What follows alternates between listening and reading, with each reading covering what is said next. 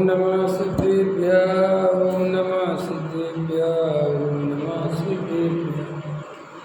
मंगलमय मंगल करन वीतराग विज्ञान नमो तारि जाते वै अरहंतादिमान करे मंगल करे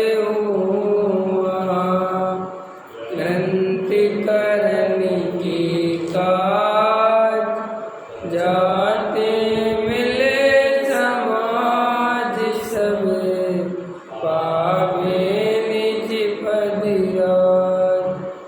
इसी भवतरु का मूले जानऊ मिथ्या भाव ताको कर निर्मूल करिए मोक्ष उपाय।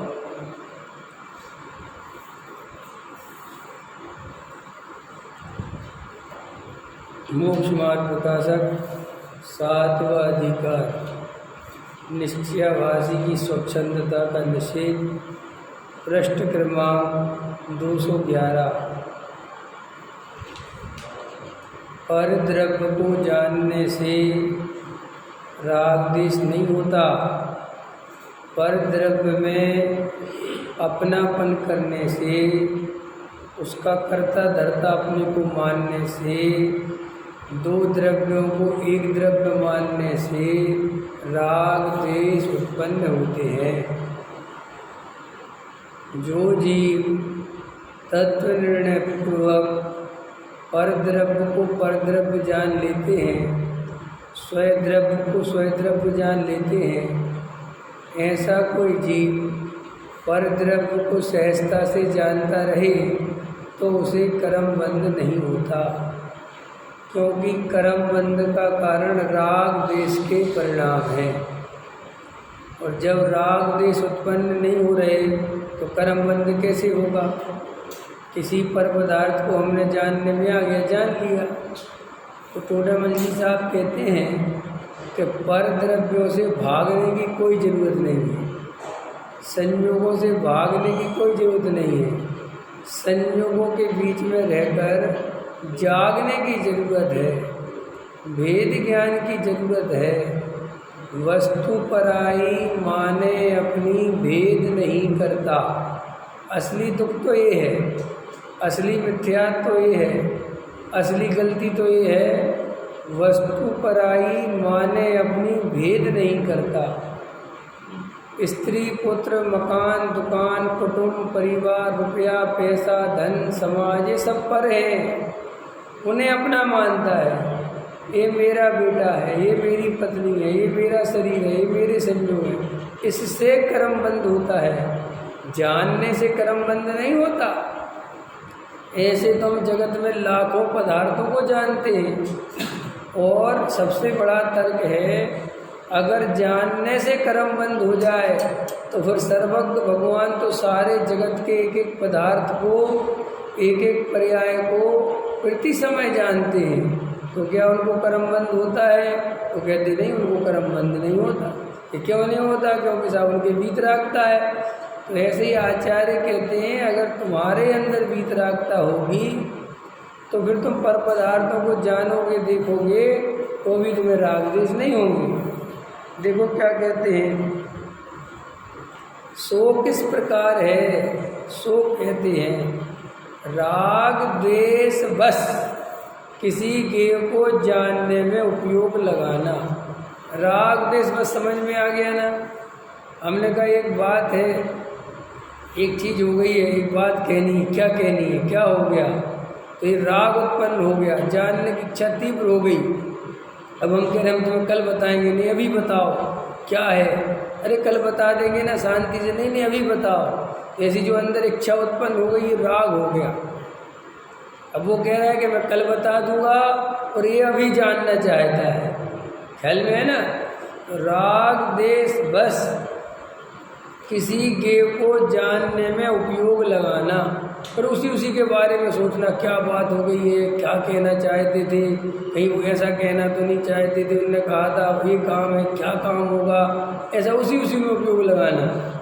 और किसी गे के जानने से छुड़ाना। और कोई कचड़े का ढेर आ गया सामने तो कोशिश करता उसमें मेरी नज़र नहीं पड़ जाए, इधर उधर करके निकल जाएगा, नाक बंद करके निकल जाएगा। तो किसी गे में तो उपयोग लगाता है और किसी से गे हटाता है।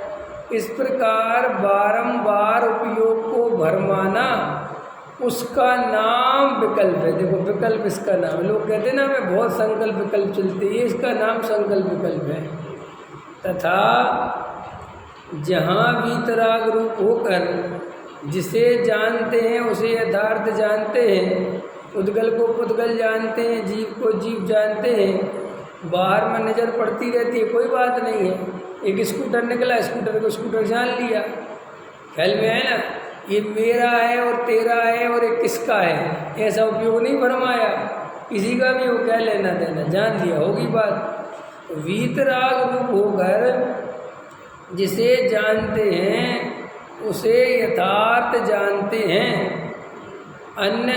अन्य गे को जानने के अर्थ उपयोग को भरमाते नहीं है, वहाँ निर्विकल्प दशा जानना। ये कितनी बड़ी बात है। हम लोगों ने निर्विकल्प दशा का क्या अर्थ कर रखा है कि बस आँख बंद हो जाए और कुछ भी दिखे नहीं, सब दिखना बंद हो जाए और आत्मा ही आत्मा दिखे, इसका नाम निर्विकल्प दशा है। अब ऐसी निर्विकल्प दशा होती नहीं, इसलिए कहता है कि मुझे तो सब आत्मानुभव होता नहीं। अरे निर्विकल्प दशा माने किसी भी प्रकार की आकुलता नहीं बची, न किसी गे को देखने की, न किसी गे को हटाने की, न किसी पर पदार्थ को पाने की, न जाने की, न आने की। जो सहज परिणमन वस्तु का चल रहा है अपने अंदर भी और बाहर भी, अपने अंदर भी तो आखिर जानने को परिणमन चल रहा है ना, तो वह सहज जानना देखना, बिना राग देश के जानना देखना, ओडमल जी साहब कहते हैं ये निर्विकल्प दशा है। यहाँ कोई कहे कि छदमस्त का उपयोग तो नाना गेयों में भ्रमता है, वहाँ निर्विकल्पता कैसे संभव है? तो कहते जितने काल एक जानने रूप रहे तब तक निर्विकल्प नाम पाता है। ख्याल में है ना, एकाग्र चिंता निरोधो ध्यानम, एक का मुख्य चिंतन हो और अन्य का चिंता रुक जाए, उसका नाम ध्यान है। सर्वार्थ सिद्धि की सूत्र की टीका में है विशेष कहा है, यदि सर्व चिंता रुकने का नाम ध्यान हो तो अचेतनपना आ जाए। तथा ऐसी विवक्षा है कि संतान अपेक्षा नाना प्रकार नाना गेयों को भी जानना होता है, परंतु जब तक वीतरागता रहे, राग आदि से आप उपयोग ना भरमाएं, तब तक निर्विकल्प दशा कहते हैं। हम देखो शांति से बैठे हैं, अब हमारे सामने मुकेश जी आ गए, इनको भी जान लिया, थोड़ी देर बाद कोई और आ गया, उनको ना तो मैंने कोई जानने की चेष्टा करी, ना मैं परेशान हुआ कि ये क्यों आ गए और ये क्यों नहीं आए।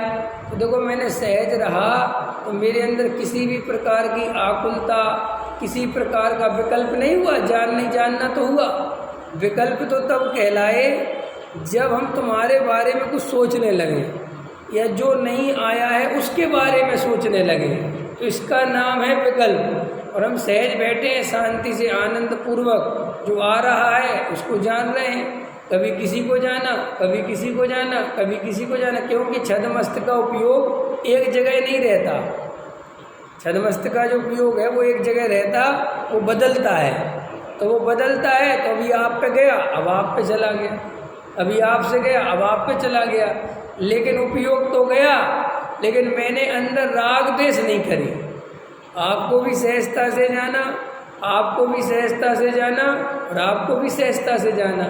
तो देखो असली बीमारी है राग देश, असली बीमारी है मिथ्यात्व। हम पर पदार्थों को जाने अथवा नहीं जाने, हम पर पदार्थों से हट जाएं या उनमें चिपके रहें, इससे कोई फर्क नहीं पड़ता। फर्क इस बात से पड़ता है कि तुम उन्हें राग द्वेष पूर्वक तो नहीं जानते। फिर वह कहता है ऐसा है तो पर द्रव्य से छुड़ाकर स्वरूप में उपयोग लगाने का उपदेश किस लिए दिया जाता है? फिर तो ऐसा कहना चाहिए कि तुम चाहे जो जानो, क्या रखा, कुछ भी नहीं, तुम तो अपने स्वरूप से कुछ नहीं होता। लेकिन उपदेश तो कैसा दिया जाता है कि पर द्रव्य से छुड़ाकर स्वरूप में उपयोग लगाना, ऐसा उपदेश देते हैं।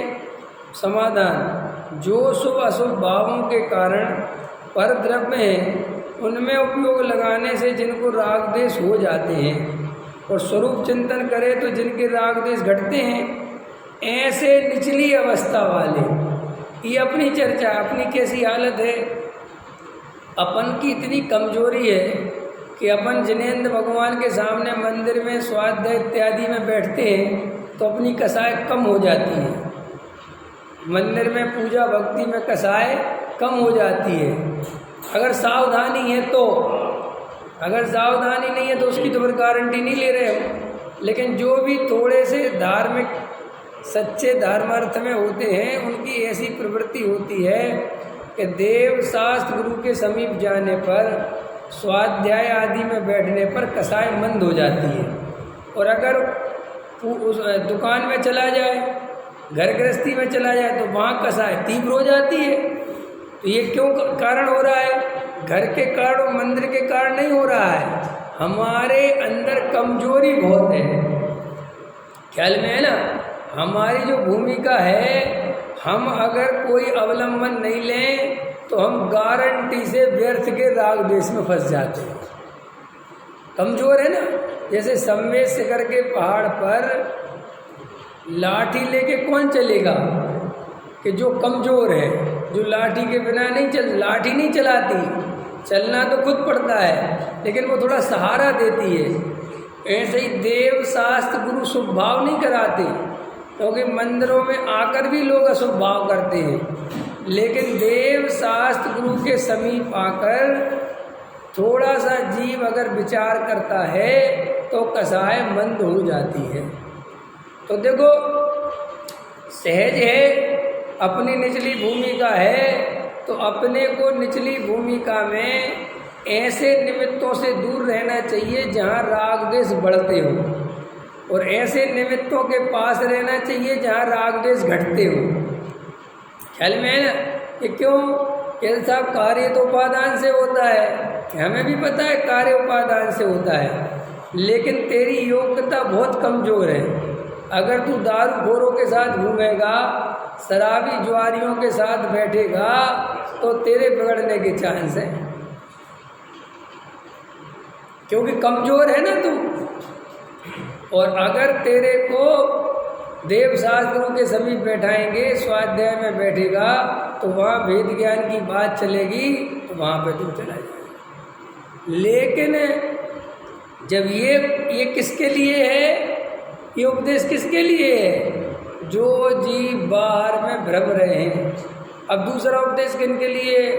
जो लोग मंदिर आदि में आकर ही खुश हो गए हैं, देव शास्त्र गुरु की पूजा भक्ति में ही संतुष्ट हो गए हैं और भेद ज्ञान नहीं करते, आत्मा की दृष्टि नहीं करते, उनके लिए फिर वो वाला उपदेश है कि अरे भाई, दयादान पूजा भक्ति तो अनंत बार करे, मंदिर पूजा पाठ तो अनंत बार करे, लेकिन आत्मा की दृष्टि नहीं करी, इसलिए तेरे को अनंत दुख मिले हैं। वो उपदेश फिर वहाँ लागू होता है। लेकिन जो जीव मंदिर ही नहीं आते, स्वाध्याय में नहीं बैठते, तत्व विचार नहीं करते, उन जीवों के लिए ये वाला उपदेश के दयादान पूजा भक्ति से कुछ नहीं होता, उनके लिए है ही नहीं वो उपदेश। पकड़ में आया? तो टोडामल जी कह रहे जो निचली भूमिका है, माने जो बहुत नीचे खड़े हुए हैं, जो भी कोई ज़्यादा वस्तु स्वरूप समझते नहीं है, तो उनके लिए ऐसा उपदेश देना पड़ता है कि भैया तुम जाके देवशास्त्र गुरु के समीप जाओ, स्वाध्याय आदि में लगो, अपने स्वयं का चिंतन करो। क्यों? क्योंकि ऐसा करने से राग द्वेष घटते हैं। और देखो, उदाहरण दे के समझाते हैं। जैसे कोई स्त्री विकार भाव से पराये घर जाती थी, उसे मना किया कि पराए घर मत जा, घर में बैठी रहे। तथा जो स्त्री निर्विकार भाव से किसी के घर जाकर यथायोग प्रवर्ते तो कुछ दोष है नहीं। उसी प्रकार उपयोग रूप परिणति राग द्वेष भाव से परद्रव्यों में प्रवृत्ति थी, उसे मना किया कि परद्रव्यों में प्रवर्तन मत करो। क्यों मना किया? क्योंकि तुम परद्रव्यों को जानने के साथ साथ राग द्वेष करते हो, खाली जानते नहीं हो, राग द्वेष करते हो। इसलिए वो कह रहे कि हमें मना करना पड़ता है कि वहाँ मत जाओ। और अगर तुम राग द्वेष नहीं करो, कोई बात नहीं, तुम्हें जहाँ जाना है वहाँ जाओ, बिल्कुल सरल है, इसमें कोई कठिन नहीं है। उसे मना किया कि पर द्रव्यों में परिवर्तन मत करो, लेकिन लोगों ने इसका अर्थ निकाल लिया कि पर द्रव्यों को छोड़ के भग जाओ, ना रहेगा बाँस ना बजेगी बांसुरी, हम घर ही नहीं बसाएंगे, हम स्त्री। तो भैया ऐसे कसाए बस होकर तुम स्त्री पुत्र आदि को छोड़ दोगे और डर डर के, तो डर डर के छोड़ोगे तो बस थोड़ी पाओगे। कई लोगों ने घर गृहस्थी इसलिए नहीं बसाई कि उनको लगता है कि घर गृहस्थी के कारण बहुत राग द्वेष होते हैं, लेकिन घर गृहस्थी के कारण राग द्वेष नहीं होते। राग द्वेष तो तेरे अंदर भरे पड़े हुए हैं और वे तो निमित्त हैं, और तू निमित्त को छोड़ के भग भी जाएगा तो ये सोचेगा कि राग द्वेष नहीं होंगे, तो ऐसा नहीं है। फिर वहाँ जो परिस्थितियाँ होंगी उनमें राग द्वेष करेगा। इसलिए बहुत से त्यागी व्रती ब्रह्मचारी स्त्री पुत्र आदि तो नहीं है, लेकिन अपने शिष्य रख लेते हैं, 4-6 लड़के रहते हैं, उनमें ही राग द्वेष करने लगते हैं। किसी को अच्छा मानते हैं, किसी को बुरा मानते हैं। जो शिष्य उनके अनुकूल चलता है उससे राग करते हैं, जो शिष्य उनके प्रतिकूल चलता है उससे द्वेष करते हैं। सो ऐसे राग द्वेष पर द्रव्य को छोड़ के भाग जाने से मिटते नहीं, ऊपर ऊपर से लगता है। ऊपर ऊपर से क्या लगता है कि अगर ये घर गृहस्थी नहीं होती तो इतने राग द्वेष नहीं होते, लेकिन ऐसा बिल्कुल भी नहीं है। देखो फिर क्या कहते हैं, स्वरूप में मग्न रहे तथा जो उपयोग रूप परिणति वीतराग भाव से पर द्रव्य को जानकर यथायोग प्रवृत्त है, उसको कुछ दोष नहीं है। अगर तेरे अंदर कमजोरी नहीं है तो कोई बात नहीं। जैसे अपन को भी होता है ना कि भाई तुम्हारा स्वास्थ्य बहुत जल्दी बिगड़ जाता है तो तुम्हें ज़्यादा ध्यान रखना पड़ेगा, और किसी का स्वास्थ्य नहीं बिगड़ता है, कुछ भी करते रहते हैं तो उनको कुछ नहीं। तो भाई ये तो अपने ऊपर है ना, परद्रव्य तो स्वास्थ्य बिगाड़ता नहीं।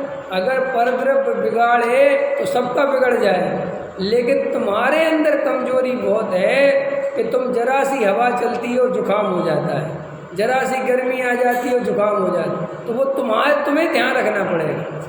जिन जीवों को स्वास्थ्य में कुछ नहीं होता वे कहीं भी रहें। इसी प्रकार से परद्रव्यों को जानने से जिनके राग द्वेष नहीं होते उनको ज़्यादा चिंता नहीं लेना, लेकिन जो परद्रव्यों के बीच में जा जाकर बहुत रागी द्वेषी होते हैं तो श्री गुरु कहते तुम थोड़ा सावधान रहो और अपने स्वरूप का विचार करो।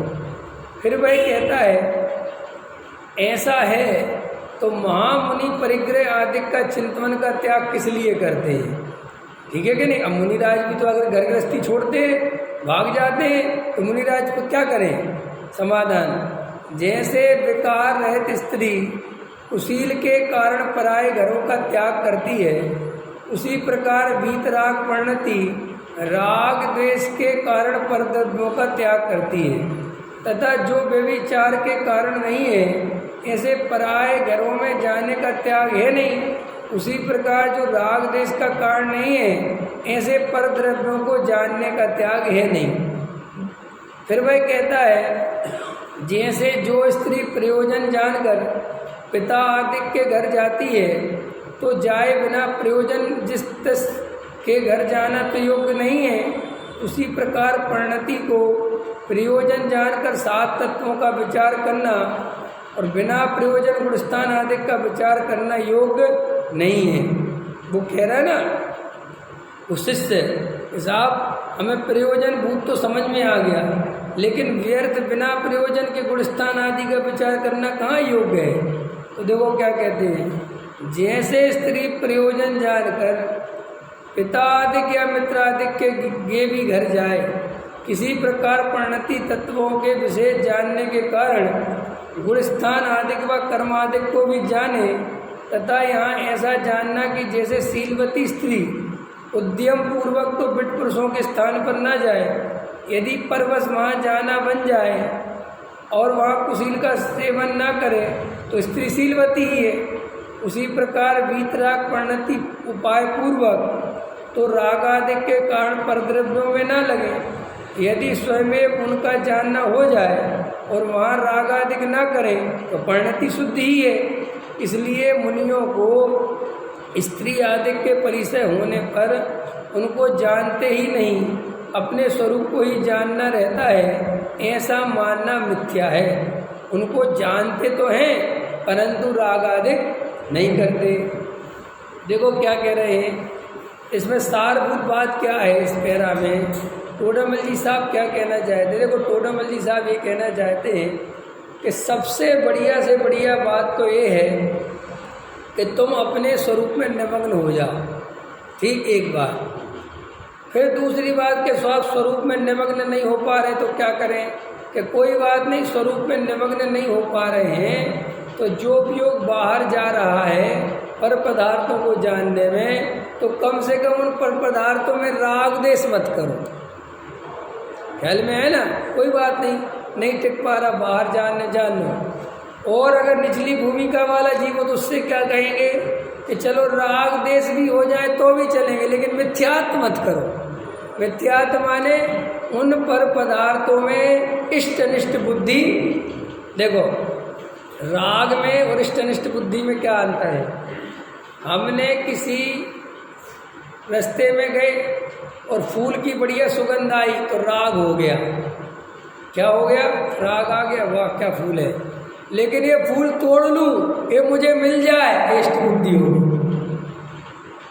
और कैसे भी करके चाहिए इष्ट बुद्धि हो गई। माने राग थोड़ी देर रुकता है, आया और चला गया, लेकिन मिथ्यात्व बना रहता है। हमें धन की चाह कभी कभी होती है, लेकिन उसके अंदर उसमें उपादेय बुद्धि 24 घंटे पड़ी रहती है। जैसे अभी मैं किसी से कहूँ, आपसे पूछूँ आपको धन चाहिए क्या, अभी आपको विकल्प आ रहा क्या धन का, तो आप कहोगे नहीं हमें धन का कोई विकल्प नहीं आ रहा। तो ये धन का विकल्प नहीं आ रहा है तो अभी राग भी नहीं हो रहा धन के संबंध में।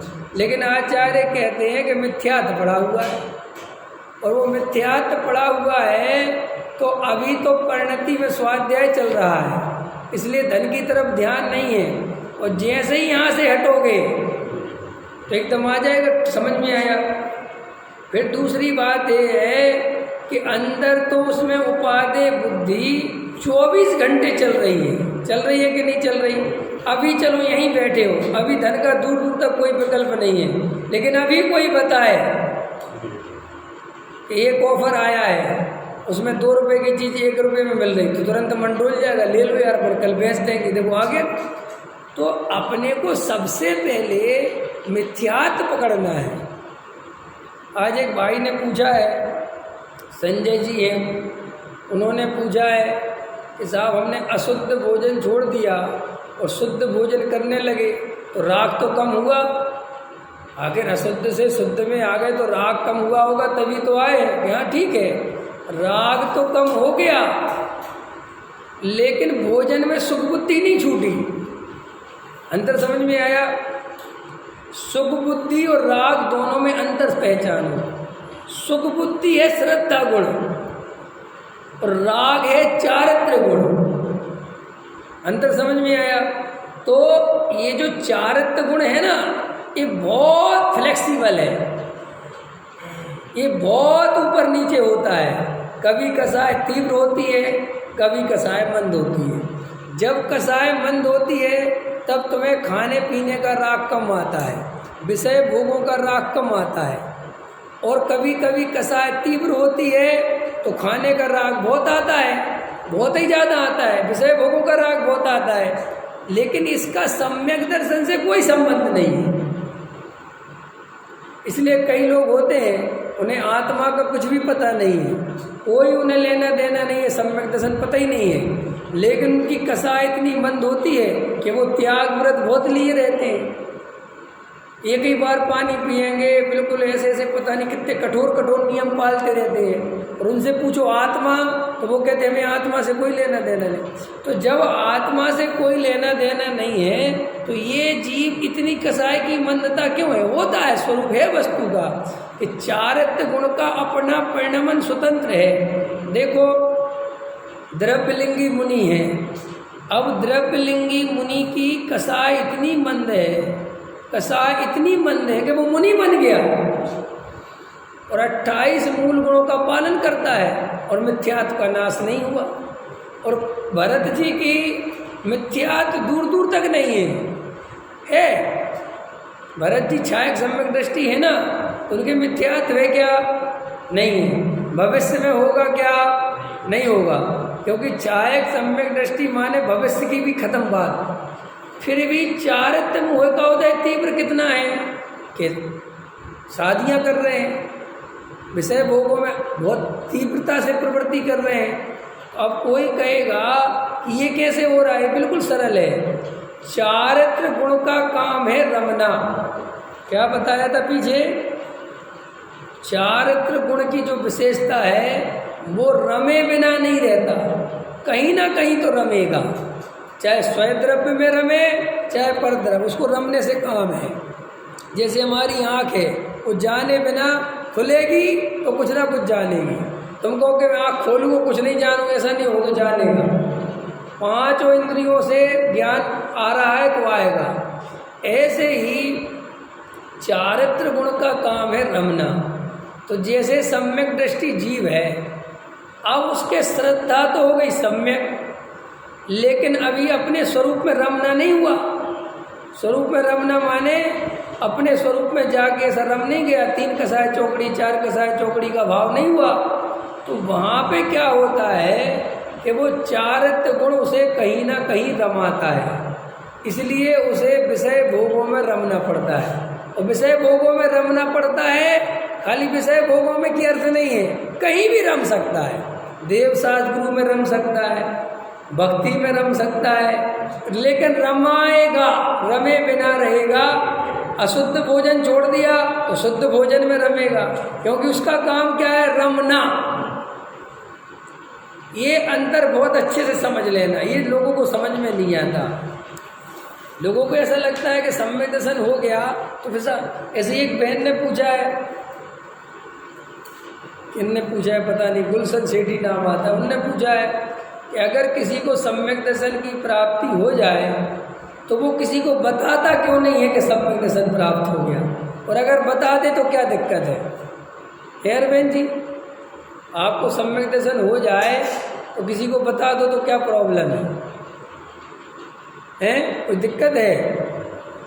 क्या दिक्कत है अरुण जी बताओ? मैं आपसे कह दूं मुझे सम्यक दर्शन है तो मुझे क्या प्रॉब्लम है बताने में?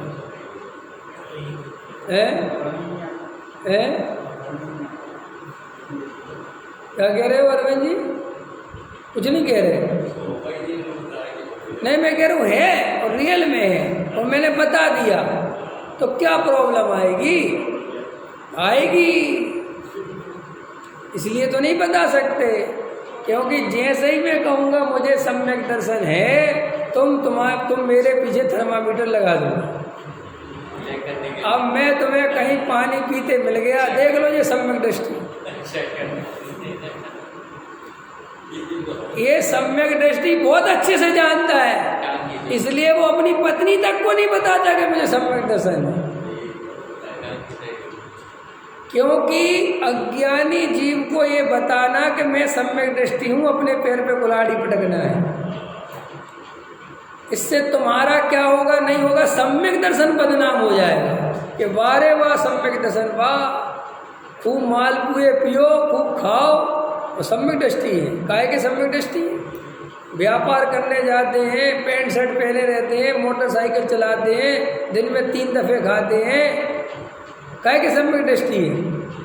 क्योंकि तुम्हारे सीधे से अर्थ है अज्ञानी के, सम्यक दृष्टि वो उसे ही मानता है जो तपस्वी, त्यागी, मुनिराज, ब्रह्मचारी इत्यादि हो। ये आम जन की एक भाषा है। जो आम पब्लिक होती है वो धर्मात्मा उसे ही मानती है जो घर गृहस्थी त्याग करके बैठा हो, उसको उसके बिना वो मानती नहीं है। अंदर समझ में आया? अब वो सम्यक दृष्टि ये जानता है कि भैया मेरे अंदर तो भयंकर कमजोरी है और मुझे बताने से फायदा तो कुछ है नहीं, क्योंकि ये मानेगा और नहीं मानेगा वो अलग की बात है, व्यर्थ में धर्म और बदनाम होगा। इसलिए वो कोई पूछे भी कि आपको सम्यक दर्शन है कि नहीं, तो वो कहता नहीं है। जाओ कि क्यों? कि साहब ये तो झूठ बोलना होगा। ये झूठ भी किसी प्रयोजन से बोला गया है। अथवा ऐसा बोल देगा कि चलो होगा नहीं होगा, आप छोड़ो ना इस बात को, क्या रखा है। क्यों नहीं? प्रश्न का उत्तर समझ में आ गया कि वो जगत को नहीं कह सकता, क्योंकि कहते ही जगत के लोग फिर उसे बिल्कुल फ्रेम में सेट कर लेंगे। ख्याल में है ना? इसलिए चौथे गुण स्थान की सबसे बड़ी प्रॉब्लम भी यही है कि चौथे गुण स्थान में दिखता कुछ है नहीं और बदल सब जाता है, वो दिखता कुछ भी नहीं है।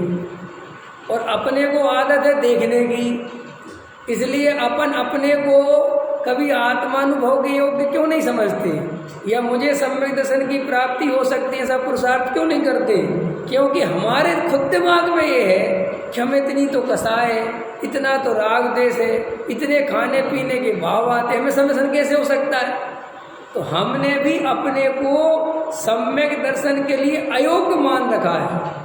हम बोलते रहेंगे कि अरे सम्यक दृष्टि तो अव्रत सम्यक दर्शन होता है, कोई व्रत नहीं होता, लेकिन हम अंदर से मानते नहीं हैं।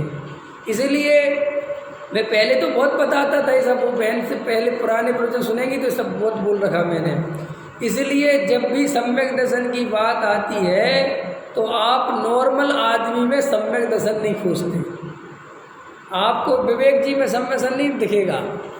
आपको सम्यक दर्शन अगर कोई कहेगा कि किसे हो सकता है, तो वो ब्रह्मचारी से नीचे नहीं होना चाहिए, या बहुत बड़ा त्यागी वृत्ति होना चाहिए कि कुएं का पानी फलाना ढिकाना, हाँ ये हो सकता है सम्यक दृष्टि।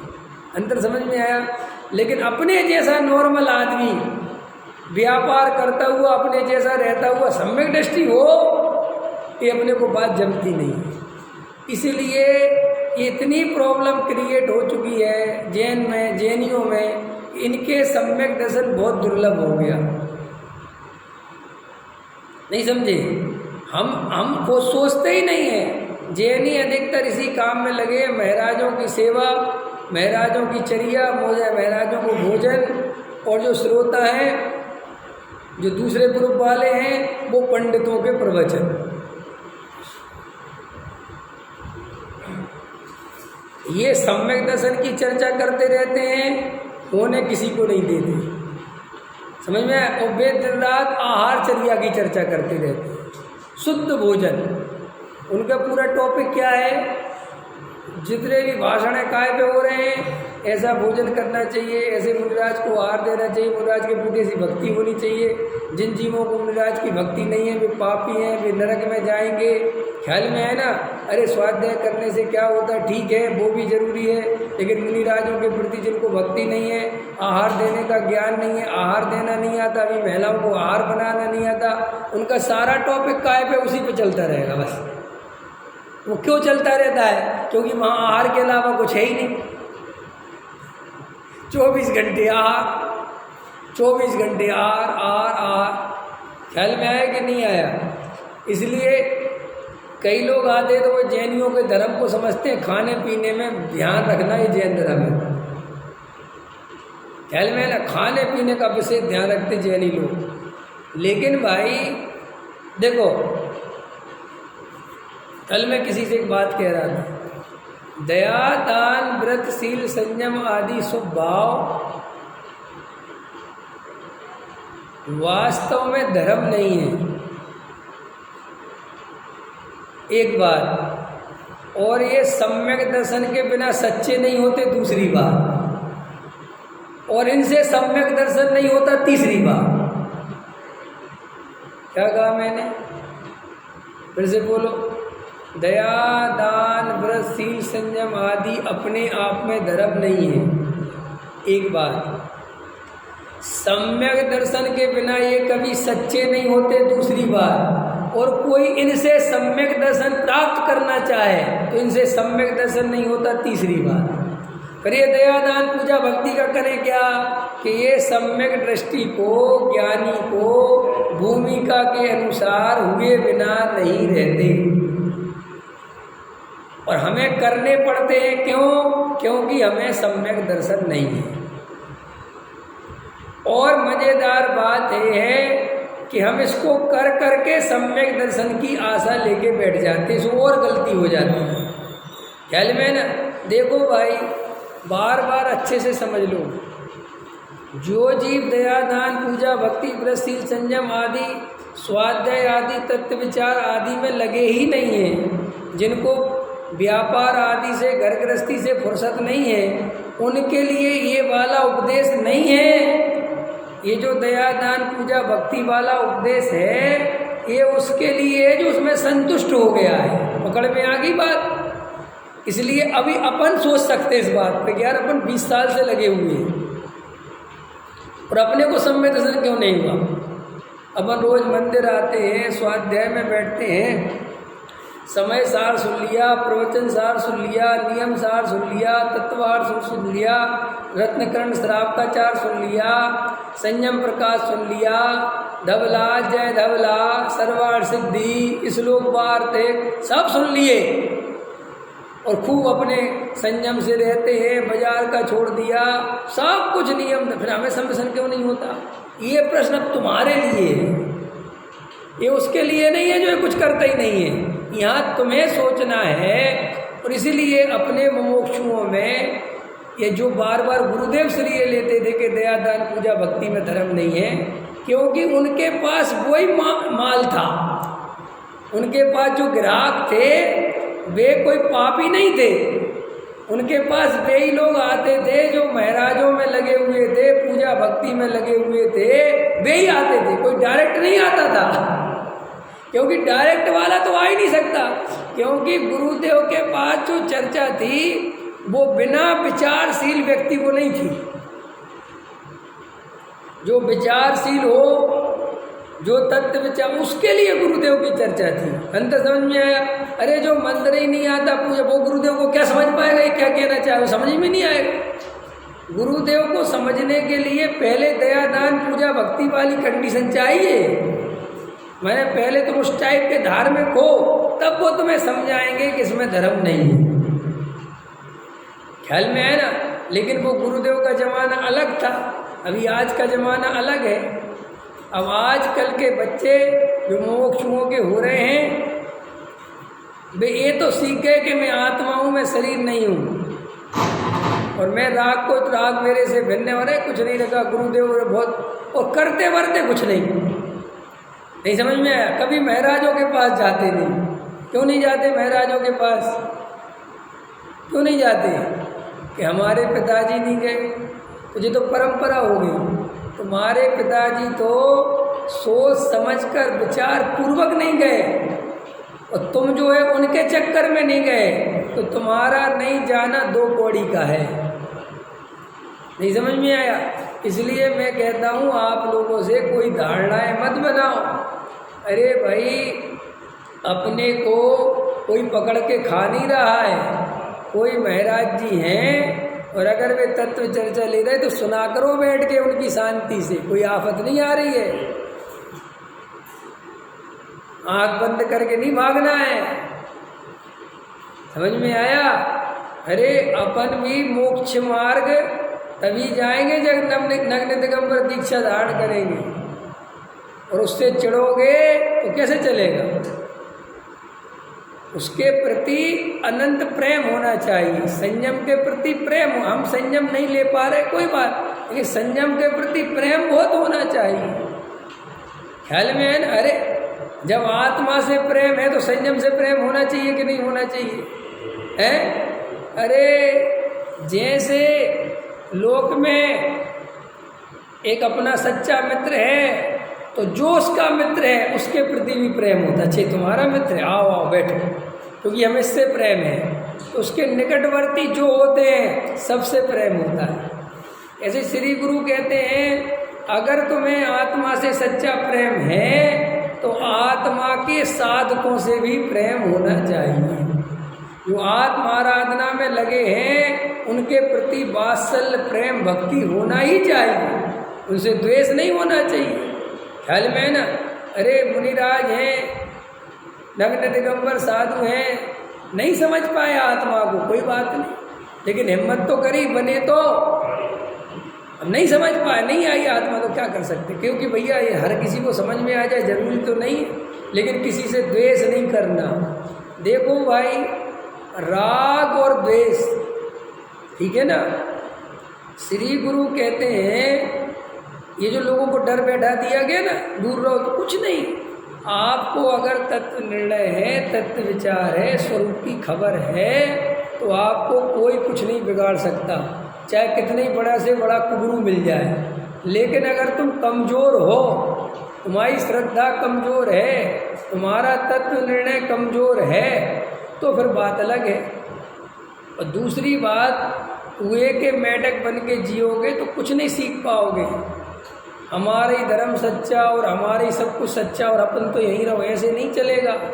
आँख खोल के सब चीज़ें देखो, पढ़ो, संसार को स्वरूप पहचानो कि भैया जब तक जितना अपने ज्ञान को विस्तार नहीं करोगे, स्वतंत्र नहीं करोगे, उतने निर्णय कमज़ोर होंगे। कई लोग पूछते मेरे से, साहब आप अपने स्वाध्याय में इस तरीके की बातें कहते हैं और लोग नहीं कहते, बहुत अच्छी लगती हैं। तो भैया वो इसलिए कहते हैं कि हम सब जगह पढ़ते हैं, हम कोई अपने को लिमिटेड दायरे में नहीं कि हमें सिर्फ जैन शास्त्र पढ़ने हैं, बहुत शास्त्र पढ़ते हैं, अन्यों के भी पढ़ते हैं, अन्य कहानी किससे भी बहुत पढ़ते हैं। क्यों? अरे शिक्षा लो ना, डरते क्यों, घबराते क्यों है? लेकिन बस अपने को लिमिटेड, अपन तो दूसरे का साथ छू लेंगे तो नरक चले जाएंगे। इन टोडरमल जी साहब ने, पता है तुम्हें मास्टर जी, टोडरमल जी साहब ने जितने अन्य ग्रंथ पढ़े हैं उसकी आप कल्पना नहीं कर सकते। अन्य दर्शनों के बहुत बड़ा टोडरमल जी साहब। अब कोई कहे कि क्या ज़रूरत है, टोडरमल जी ने सब जवाब दिए कि अन्य दर्शनों को पढ़ने की क्या ज़रूरत है। बोले परीक्षा करे बिना मजबूती नहीं आती। हमें पता होता है कि इस दुकान पे माल सही मिलता है, तो भी आदमी 4 दुकान पूछाता है कि कहीं ऐसा तो नहीं है ठगने लगा हो, और हम इसी के भरोसे पड़े रहे। और तो 4 से पूछाया 1400 रुपये, 1400 रुपये, 1400 रुपये, और इसके पास गया, इसने कहा 1300 रुपये। देखो, अरे ये भैया मैं कह रहा था ना ये आदमी बहुत बढ़िया है, और श्रद्धा ने मजबूत हुआ ना। ऐसे ही जगत में जो कुछ चल रहा है उसको आँख खोल कर देखो, समझो शांति से जगत में क्या चल रहा है। लेकिन खाली अपने ही धर्म सच्चा है और अपने ही गुरु सच्चे हैं और अपने ही भगवान सच्चे हैं और बस अपनों किसी से क्या लेना देना, अगर ऐसी मानसिकता से जियोगे तो अपने दोष पहचानना बहुत मुश्किल पड़ेगा। ख्याल में है ना? तो देखो यहाँ टोडरमल जी साहब कह रहे हैं कि कोई दिक्कत नहीं है, तुम अन्य घरों में भी जाओ, अगर शीलवती स्त्री है तो क्या घबराना, लेकिन हाँ बिना प्रयोजन तो नहीं जाना। लेकिन फिर भी कोई ज़रूरत पड़ जाए तो जाना पड़ेगा, क्या करोगे, कोई काम पड़ गया। ऐसा होता है ना कभी कभी कि भाई घर में अकेले रह जाना पड़ता है, अब कोई आदमी आ गया तो क्या करोगे, भगा दोगे? नहीं, आओ बैठो भैया, कोई बात। तो वहाँ पे ऐसे ही कहते हैं कि पहले तो गेहूँ में उपयोग नहीं भरमाना, लेकिन अगर उपयोग भ्रम भी जाए, चला भी जाए तो कोई बात नहीं, राग देश मत करना। और मैंने इससे आगे भी बोल दिया कि राग देश भी हो जाए तो मिथ्यात्व मत करना, क्योंकि मिथ्यात्व और ज़्यादा खतरनाक है। अपन पर पदार्थों से राग देश करते हैं, इससे कर्मबंध बहुत कम होता है। असली कर्मबंध तो उन पर पदार्थों में जो एकत्व, ममत्व, कर्तृत्व, भोक्तृत्व की बुद्धि चलती है, असली कर्मबंध तो उससे होता है। इसलिए अपने को भेद ज्ञान करना बहुत, परद्रव्य को परद्रव्य जानो, स्वद्रव्य को स्वद्रव्य जानो। ऐसा जब प्रयोजन की सिद्धि हो जाए, श्रद्धा मजबूत हो जाए, बात खत्म हो गई। तो श्रद्धा मजबूत हो जाएगी तो चारित्र गुण का विकार नहीं रुकेगा एकदम से। चारित्र गुण का विकार कैसे रुकेगा बताओ? चारित्र गुण में विकार है ना, कैसे रुकेगा? अपने स्वरूप में रमने से रुकेगा। अनंतानुबंधी कसाय चौकड़ी का भाव हुआ, कैसे हुआ? परद्रव्यों को छोड़ने से हुआ क्या? कि जो आत्मानुभूति हुई, जो सम्यक दर्शन की प्राप्ति हुई, उससे अनंतानुबंधी चली गई। अब बोलो अप्रत्याख्यानमण कैसे जाएगी राजेश जी? कैसे जाएगी अप्रत्याख्यानमण? है महाराज जी बनने से, ब्रह्मचारी बनने से कैसे जाएगी? फिर वही टेक्निक है, वही तरीका है कि जैसे तुम थोड़ी देर के लिए आत्मा में रमे थे तो अनंतानुबंधी गई, अब थोड़ा और ज़्यादा रमो तो अप्रत्याख्याना बढ़ जाएगी, अब और ज़्यादा रमो तो प्रत्याख्याना बढ़ जाएगी, और ज़्यादा रमो तो संजुलन जाएगी। एक क्रम है। देखो बाहर में कहीं कुछ नहीं है, जो कुछ है वो अंदर में है, लेकिन ऐसा वस्तु का स्वरूप है जब अंदर से कसाय टूट जाती है तो बाहर के भी अवलंबन छूट जाते हैं। क्योंकि बाहर का अवलंबन क्यों लिए रहेंगे? अभी तुमने स्वेटर क्यों नहीं पहन रखा है? तो क्या हो गया? है तो ना स्वेटर, पहनो ना, क्या दिक्कत है? आप कहोगे कि अब कोई प्रयोजन नहीं है, गर्मी है, क्या ज़रूरत है? तो सरल है ना। तो स्वेटर छोड़ने में कितनी मेहनत लगी? कुछ तो लगी होगी। वो 4 महीने पहना था अभी ठंडों में, तो सोचा हुआ कितना अच्छा लग रहा था, अब इसको छोड़ना पड़ेगा, ऐसा लगा था क्या? कि जैसे ही गर्मी आई वो स्वेटर देख देख के भार लगने लगा कि हटाओ, अब इसके कोई प्रयोजन, और अभी दिवाली के बाद फिर ठंड आएगी तो फिर निकाल लोगे। तो कितना सरल है। ऐसे ही जब तक हमारे अंदर कसाय है तब तक पर पदार्थ में राग द्वेष चलता है, उसको लेना रखना संभालना, और जब राग द्वेष ही मिट गए तो फिर पर द्रव्य की संभाल कौन करेगा? पकड़ में आया। तो लोग कहते हैं कि हमें राग द्वेष तो नहीं है लेकिन हम घर में रहते हैं। वो कहते नहीं, ऐसा नहीं है। अगर घर में रहते हो तो राग द्वेष 100% है। वो जैसे श्वेतांबर साधु कहता ना कि हमें राग द्वेष नहीं है कपड़े के प्रति, बस हम पहनते हैं। तो वो कहते ये पहनता है तो बिना राग द्वेष के नहीं पहना जा सकता, और बिल्कुल लॉजिक है, विज्ञान कह देगा कि नहीं पहना जा। हमें राग, हम पहनेंगे क्यों? हमें जरूरत ही नहीं, तुम पहनेंगे क्यों? जरूरत है तभी तो पहनोगे। इसलिए कसाय की मंदता और तीव्रता, इससे धर्म की माप नहीं करना चाहिए, क्योंकि ऐसा वस्तु का स्वरूप है कि अपने आप कसाय की मंदता होती है, चाहे तुम कुछ करो और चाहे मत करो, और कसाय की तीव्रता होती है। तुम तो पहले नंबर पर भेद ज्ञान करो। क्या करो? तो भेद ज्ञान में क्या करना है? स्वद्रव्य को स्वद्रव्य जानो और परद्रव्य को परद्रव्य जानो, और स्वद्रव्य के जो लक्षण हैं उससे स्वद्रव्य का निर्णय करो, और जो परद्रव्य के लक्षण हैं उनसे परद्रव्य है ये निर्णय करो। ऐसा जब भेद ज्ञान मजबूत हो जाए, पक्का हो जाए, फिर तुम्हें कोई ज़्यादा दिमाग लगाने की जरूरत नहीं। कि फिर क्या होगा कि फिर जब स्वद्रव्य पता चल जाएगा कि ये है, तो ये परिणति फिर स्वद्रव्य की ओर दौड़ेगी भी। और अभी इसलिए नहीं दौड़ती है कि वही वाली बात है, स्वद्रव्य का निर्णय नहीं है, स्वद्रव्य से प्रेम नहीं है, स्वद्रव्य की खबर नहीं। क्षयोपशम ज्ञान में खबर है, कल लिया था ना, धन से सुख मिलेगा ये निर्णय है, आत्मा से सुख मिलेगा ये निर्णय नहीं। आत्मा से सुख मिलेगा ये निर्णय तुम्हें जबरदस्ती कराया है, और धन से सुख मिलेगा ये निर्णय तुमने अपने आप कर लिया है। दोनों में अंतर समझ में आया कि नहीं आया? बोलो, धन से सुख मिलेगा किसी ने निर्णय कराया था, और आत्मा से सुख मिलेगा किसने बताया था? ये हमने बताया था, हम पाठशाला जाते थे वहाँ बताया था। तो देखो, धन वाला निर्णय तुमने खुद से किया और आत्मा वाला निर्णय दूसरे ने कराया, इसलिए दूसरे के कराए हुए निर्णय की कीमत 2 कौड़ी की है। इसलिए तुम बोलते तो हो देवेंद्र जी कि आत्मा में सुख है, लेकिन सुख दिखता पैसे में है, कसाय में है, भोगों में है, संयोगों में है, और बोलते भी जाते हो आत्मा में सुख है, आत्मा में सुख है। आत्मा में सुख नहीं है, क्योंकि तुम्हें ये निर्णय अनुभव से नहीं आया। देखो, सम्यक दर्शन बहुत सरल है।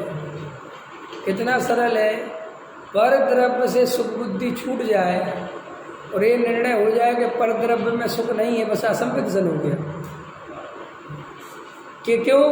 कि फिर जब ये निर्णय होगा तो गारंटी से जो उपयोग आत्मा में जाएगा। जे बाहर जाते ही इसलिए है कि वहाँ सुख की कल्पना चलती है। भाई, अंदर से निर्णय करो कि अभी हमारा निर्णय बहुत कमज़ोर है। ख्याल में है ना, हम सब पढ़ाई 6 उपसम ज्ञान के लेवल पर कर रहे हैं और धर्म में उतना ही समय दे रहे हैं जो अलग से बच जाता है। समझ में आया कि नहीं आया? हम ज़्यादा समय काय के लिए दे रहे, बोलो? आत्मा के लिए दे रहे कि संसार के लिए दे रहे? संसार के लिए दे रहे, और आत्मा के लिए दे रहे हैं तो वो भी जबरदस्ती दे रहे हैं। नहीं समझ में आया? उतनी आसक्ति से, उतनी तल्लीनता से, उतनी तीव्रता से नहीं दे रहे हैं। अभी आधे घंटे का स्वाध्याय होता है, पौने घंटे का स्वाध्याय होता है, तो इसमें भी दुकान, घर, गृहस्थी सब याद आते चले जाते हैं। लेकिन मजेदार बात है, दुकान पर जाके कुछ याद नहीं आता। यहाँ बैठ के तो दुकान याद आती है, दुकान पर बैठ के यहाँ की बातें याद नहीं आती। सच्ची है कि नहीं? देवेंद्र जी, टाइम तो नहीं हो रहा आपका दुकान जाने का? हाँ, इसलिए इससे निर्णय पता चलता है कि जीव को जहाँ असली रुचि होती है उसकी बार बार याद आती है। अभी तो अपने को बहुत संसार की जो प्रतिकूलताएं आती हैं कि जितना थोड़ा बहुत जो आत्मा अच्छा लग भी रहा है ना, इसका कारण आत्मा नहीं है, याद रखना। इसका कारण भी वो बाहर में जो प्रतिकूलता है, जो बाहर में अशांति है, जो बाहर में अपने अनुकूल परिणमन नहीं होता, तो ये धर्म की बातें सुन के थोड़ी शांति मिल जाती है। पकड़ में आ गया? तो हमने तो धर्म का थोड़ा बहुत जो सहारा भी ले रखा है, वो अपने बाहर के सिस्टम को ठीक करने के लिए ले रखा है। अभी मुकेश अंबानी से कहो तू आत्मा की बात सुन गए, दिमाग से कहा कोई कुछ नहीं। अभी मोदी से कहो तू सुन ले, वो क्या कहते, दिमाग खराब मत करो यार। क्योंकि उनको बाहर में अभी बहुत ज़्यादा अनुकूलता चल रही है। उन्हें तो लगता है कि मैं करने वाला हूँ। हमारे साथ क्या होता है कि हम 80 काम करते हैं तो 90 फेल मारते हैं। तो हमें ये बात बहुत अच्छी लगती कि मैं करने धरने वाला नहीं, इसलिए हम बहुत सुना, हाँ साहब कोई किसी का करता धरता नहीं। ये तुम कब बोलते हो? जब तुम्हारे अनुसार परिणमन नहीं होता है। इसलिए मैं कह रहा हूँ, धर्म का सहारा जब तक तुम दुख मिटाने के लिए लोगे तब तक तुम्हें धर्म नहीं मिलेगा। धर्म का सहारा दुख मिटाने के लिए नहीं लेना है। अरे धर्म ही मेरा स्वरूप है, यही मेरी वस्तु है, यही मैं हूँ, ऐसी ईमानदारी चाहिए।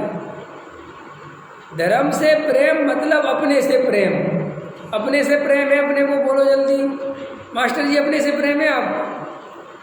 सोचो अपने आप, अपने से प्रेम है आपको? आपको अपने से प्रेम ही नहीं है। क्यों नहीं? आपको शरीर से भी प्रेम नहीं। बोलो, चलो और बोलो।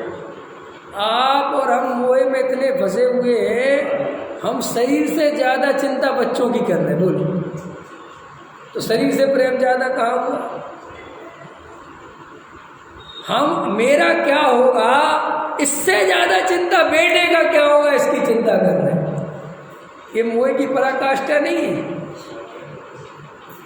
मैं नरक चला जाऊंगा, मैंने आत्मा नहीं जा रहा, मैं त्रेत गति में चला जाऊंगा।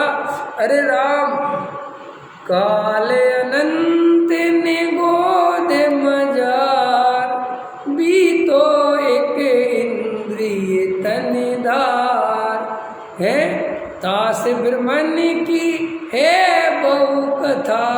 कितनी लंबी कहानी है, दौलत राम जी कहते हैं। एक इंद्री निगोद, वहां से निकल, अरे रे रे।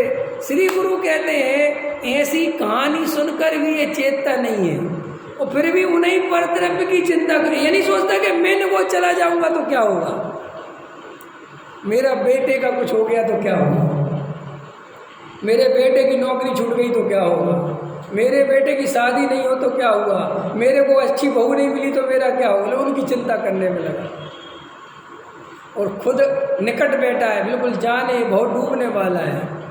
मैं इसलिए कहता हूँ मास्टर जी, बहुत ईमानदारी से, जिनकी उम्र बहुत हो रही है, अथवा बिल्कुल समझ लो सोचने समझने के लिए कुछ बचा नहीं है। क्यों नहीं बचा? क्योंकि बात ही खत्म हो गई। देखो, ना आप व्यापार कर सकते हो, ना आप नौकरी कर सकते हो, ना आपके बच्चे बाप की सुनेंगे। कौन सुनता है बच्चे किसी की? जब कोई सुनता नहीं, हमें कुछ अब करना नहीं, हमारा जो होना था, जो हम कर सकते थे इस जन्म में, वो हम कर चुके। तो अब क्या करें कि अब वीतराग भाव धारण करो। अब शांति से एकांत में बैठना सीखो, समाज की सल्ले छोड़ो। अरे जिंदगी निकल जाएगी, कुछ नहीं रखा। समाज अपना अपना अपना अपना अपना लगा हुआ है, लेकिन अगर मैंने आत्मा को नहीं जाना और ये भाव भी चला गया, क्योंकि अपन लोग आत्मा के इतने करीब बैठ चुके हैं कि अब बस जरा सा अंदर जाने की बात है। और अगर वो अंदर जाने में गलती कर दी तो ना जाने फिर कितने भाव के बाद ये बात कहाँ मिलेगी, नहीं मिलेगी, क्या होगा, कुछ नहीं पता। इसलिए शांति से जगत के विकल्पों को तोड़कर अपनी आत्मा से सच्चा प्रेम करो। अपने अलावा किसी और से प्रेम करना बेईमानी है। क्या कहा मैंने? बेईमानी क्यों है? क्योंकि भाई साहब, तुझे अपने से जब प्रेम नहीं तो तू दूसरे से प्रेम कैसे करोगे? जो अपने को भगवान नहीं देखता वो दूसरे को भगवान कैसे देख सकता है? जो अपनी आत्मा से प्रेम नहीं कर सकता वो साधर्मी से प्रेम कैसे कर सकता है? समझ में आया? लॉजिक समझ में आया? पहले अपने आप से प्रेम करना सीखो। सहजानंदी सोद सरो